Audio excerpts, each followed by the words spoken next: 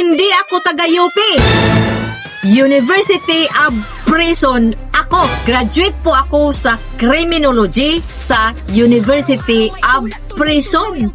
Yan po ang sabi ni Senator Robin Padilla na 4 years na siya sa Senado pero hanggang ngayon ay naguguluhan pa rin.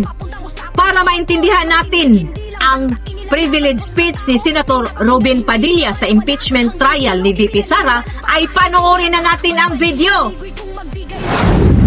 Kasi legal terms po ito. Hindi naman po ako nagtapos sa UP, hindi rin po ako nagtapos sa Ateneo.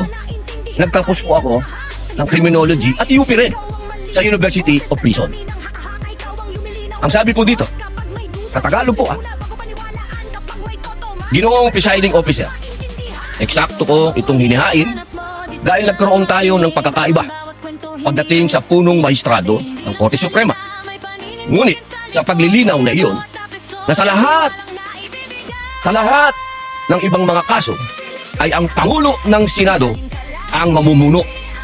Kaya binabawi ko ang nasabing suso. Ang nagsabi po nito ay ang dating Justice David. Ngayon, mga mahal kong kasama, sa ating pong mga taga-subaybay, ang batas po ay precise. Hindi po ito pwedeng iba-ibahin o baluktutin. Kung ano ang sinabi lalo ng saligang batas, ay sana po ay panghawakan natin. Ngayon, sa loob po ng 4 na taong ko dito, lagi pong sinasabi yung tradisyon. Minsan, yung rules na yan, nawawala yan eh. Ilang beses na ako naguluhan dito. Hingi po ako ng tulong sa Google. O diba? Opinion ko lang po ito mga idol, base po sa ating napanood sa naka-6 na araw na po sa impeachment trial ni VP Sara mula noong July 6. Diba?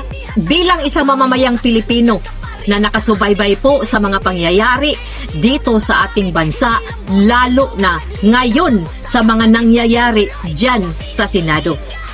Nabalitaan po natin na 95 days po ang kanilang inilaan na impeachment hearing laban kay VP Sara. Pero sa 1 linggo, 3 araw lang po ang kanilang ginagawang impeachment trial hearing. So kayo na lang po ang bahalang kumwenta mga idol kung hanggang kailan matatapos ang hearing na ito. Lahat naman sa atin ay nakapanood, nakasubaybay po sa hearing. At alam natin na sa minority block ay unti-unti na po nilang ipinapakulong lalong-lalo na ang pinaka magaling na abogado dyan sa minority block na si Senator Rodante Marcolita na noon mismong pagsimula sa impeachment trial ni VP Sara July 6 ay, correction lang po ha, hindi po inaristo, kundi sumuko ng kusa si Senator Rodante Marcolita doon po sa Sandigan Bayan. Na sana si Senator Marcolita ang inaasahan na talagang mayroong katwiran. Yung iba sa Senado ay nangangatwiran. Magkaiba po ang katwiran at sa nangatwiran. Balikan po natin si Senator Robin Padilla. Katulad siya ng isang bata na ang bata na walang mga magulang ay kusang maging matured. Hindi man abogado si Senator Robin Padilla, pero nagpatulong siya sa Google, which is tama naman dahil, di ba sabi niya, ay legal matters na po ito. Kahit na ang criminology graduate ay mayroon po iyang subject sa law, pero kulang po yan ikumpara sa isang graduate talaga sa abogasya or abogado. Kahit na wala po doon si Senator Rodante Marcolita sa impeachment trial, pero ginampanan po ni Senator Robin Padilla ang paghanap, ang ipaglaban ang katotohanan. Na sinasabi pa nga niya na sa batas po ay hindi dapat baluktutin ang batas. Katulad ng sinasabi ng isang senador na sometimes we need to bend the law. Hindi dapat ganyan. Dahil kung ganyan na lang ay wala na tayong dapat pang sundin na law dito sa ating bansa. So kayo po mga kababayan, mga ka-update, mga kapatid at mga idol ko, ano po ang inyong masasabi? Tama po ba si Senator Robin Padilla?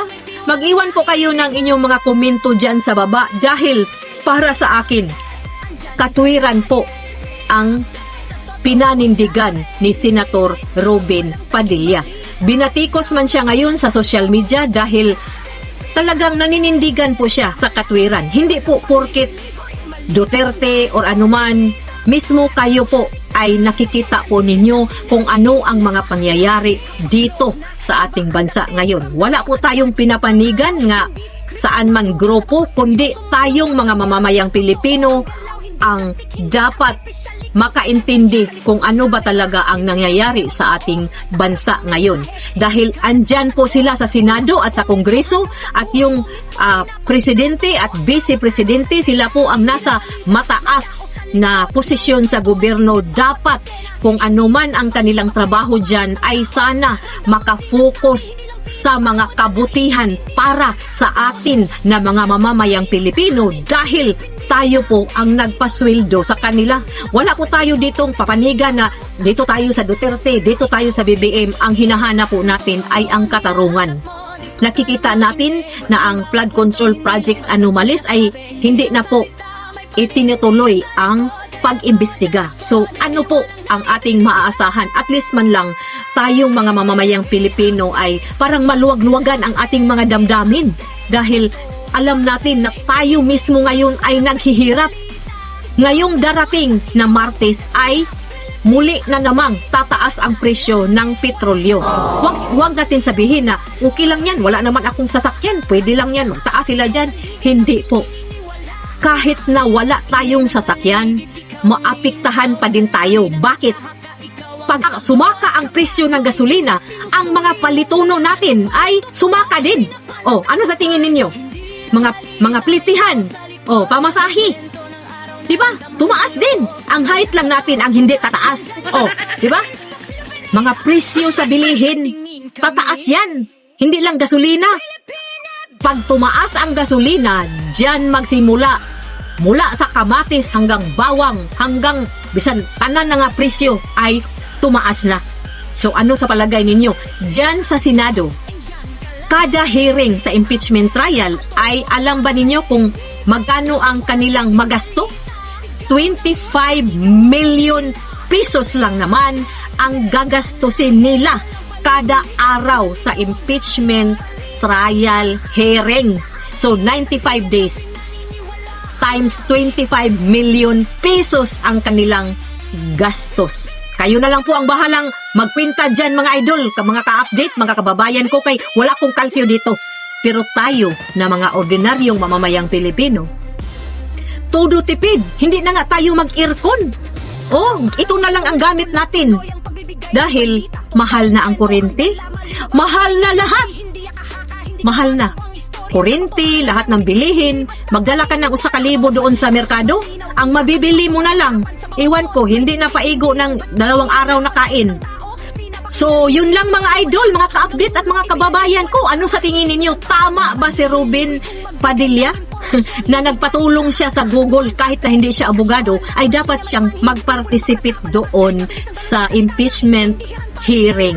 So, comment kayo dyan at abangan ang susunod pa nating mga video. Mag-subscribe kayo para updated kayo sa ating mga komentaryo dito bilang mga mamamayang Pilipino. At huwag kalimutan, mag-ingat po tayong lahat!